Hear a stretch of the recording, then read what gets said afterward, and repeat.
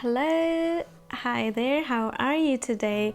You have seen a cup of tea in my hand, and you know what segment is this. So, this is about the cup of tea and our chit chat.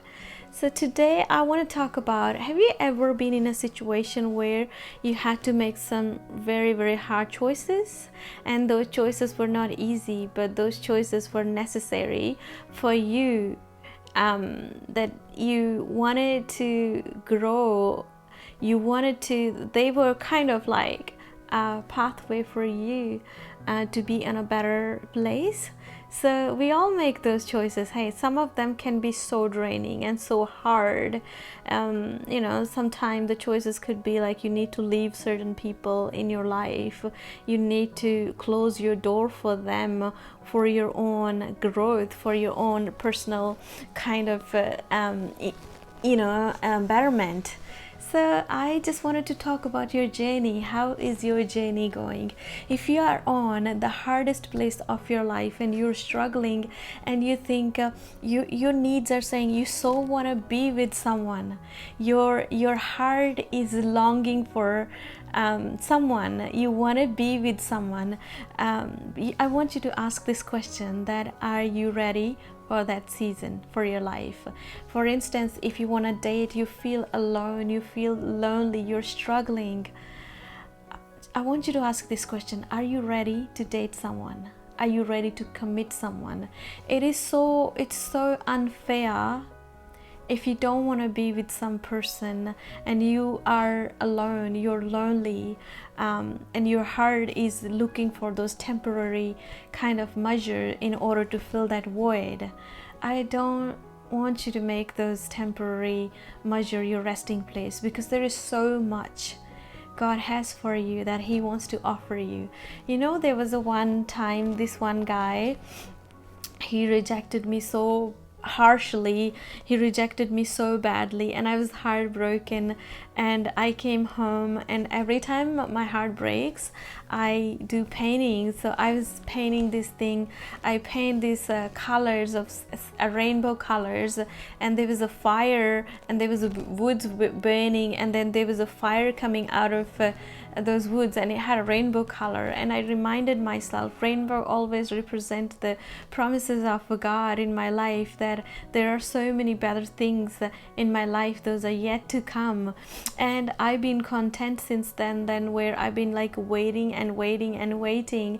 And always I asked myself this question: am I ready to be with someone? There is so much work that I need to do with myself. I need to grow in many ways, and that's why I'm just bringing this raw vulnerability before you, that before you make a choice to be with someone, you need to ask your question: are you ready to be with someone? Have you learned to manage your anger? Have you learned to manage your emotions when you're around someone? We have this nature, this tendency where we want so much from other people, but we don't want to give them the same thing. We need to take responsibility for our own happiness, for our own joy. I always say that. You just need to stop with this behavior that someone else is going to come and then he's going to take away that loneliness, he's going to take away your sorrow, your pain.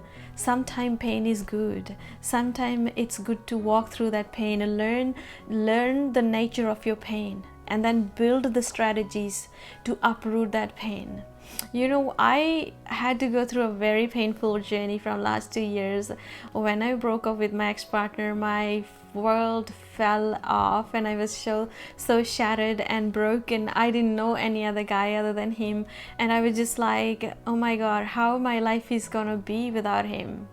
What I'm gonna do without him. And till this day, to be really honest, I cannot even go to some places, like I can't go to movie world. I had to take my mother and my sister once to a Sea World, and my feet were like frozen with the ground. I couldn't even walk. So I'm just saying you, because the way I felt in that moment, that I was so alone, I was so vulnerable. I didn't have to make a choice to find a replacement, but rather I spent that time on my own personal growth, where now I am like feeling, okay, I am ready to step into the next season of my life. I am ready. I know how to be happy even when, if I have a boyfriend or a partner, when he's not there for me, when he's struggling with his own issues, I'm gonna be the strongest one. I'm just gonna step out. I'm gonna say him, you know what, I am going to display the strongest side of me rather than fighting with you. I am not going to have an argument with you. In those 2 years I learned to communicate.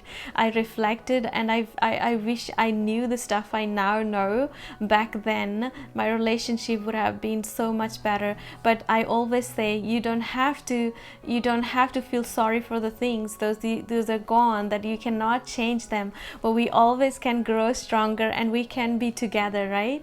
So I just want to inspire you and encourage you that if you're in the season of loneliness and you're feeling so shattered, you're feeling so alone, you're feeling vulnerable, your heart is longing for intimacy, your heart is longing for someone to hold your hand, I want to encourage you that, this struggle, this time when you're alone, you can spend it with yourself. You can build those muscles, the spiritual muscle, the emotional muscles, and you can say, okay, what I want to do with myself. I want to blush. I started writing a diary, and I write to this boyfriend to be or husband to be, the future guy, and I write to him. I write these things that, hey, you know what, today I rejected another guy because I felt that it wasn't you. I write, another day I would write, I am dreaming to have this life with you. And I know if we are going to have a conflict, I'm going to display my strength before you. And I am writing him all those things. I'm writing him my vulnerability. I'm writing him my dreams. So I am in love with that promise that one day this guy is going to come in my life and we're going to have a happy life together, because we both are going to take accountability for our own joy, for our own happiness. You come together, you become one, but you're also an individual. So remember, when someone approaching you, when someone coming with you with a heart, when they give you their heart, you respect the fact that they're an individual. Don't try to control their life, don't try to abuse and prostitute that relationship by manipulating, by blackmailing them. I just want to say that you're so worthy. I enjoyed being single. I am still enjoy being single. Along in the way, there are so many things happen when I thought like, is this the one? Is this the one? Have you had a phase in your life when you just broken up with your ex-partner or boyfriend, and then you're going through this journey and you're feeling like, oh my God, every single guy you see, every single woman you see, is she the one? Is she the one? Oh God, is this the one? Because we're so much serving our need. Our need is so much like dominating us, and it's saying, you know what, I'm looking for the intimacy. I'm looking for the touch of that man or a woman. So how can you survive that season of loneliness?